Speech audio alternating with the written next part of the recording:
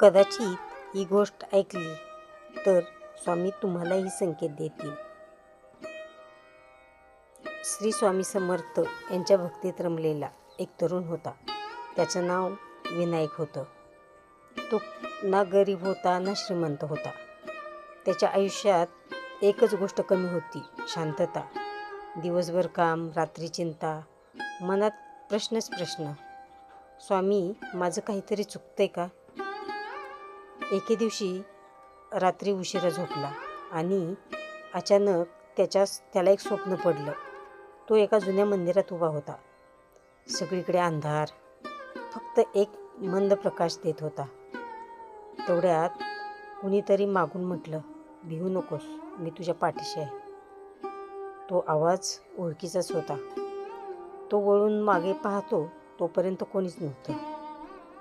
सकाळी उठल्यानंतर तो खूप विचार करू लागला आणि अचानक त्याला आठवलं, तोच आवाज त्याने आधी स्वामींच्या मंदिरात ऐकला होता. तो लगेच मंदिरात गेला आणि आश्चर्य म्हणजे त्या ठिकाणी तो स्वप्नात उभा होता तिथेच तो प्रत्यक्षात उभा होता. तेवढ्यात पुजारी म्हटले, आज अचानक मंदिरात दिवा स्वतःहून लागला. कोणी लावला माहीत नाही. विनायकच्या अंगावर शहारे आले. त्याला कळलं, स्वामी काहीतरी सांगत आहेत. आयुष्य बदलणारा निर्णय. त्या दिवसानंतर एके दिवशी एक गोष्ट बदलली. तो रोज 10 मिनिट बसून स्वामींचं शांत नाव घ्यायला लागला. हळूहळू त्याच्या आयुष्यात बदल दिसायला लागले. मन शांत झालं, कामात लक्ष लागलं आणि सर्वात महत्त्वाचं, त्याच्या आतून ताकद मिळाली.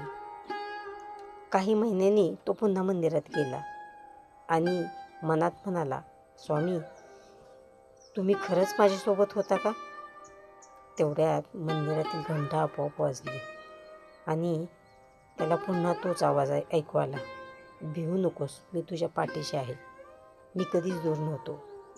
स्वामी आपल्याला नेहमीच संकेत देतात, पण आपणच ते ओळखत नाही.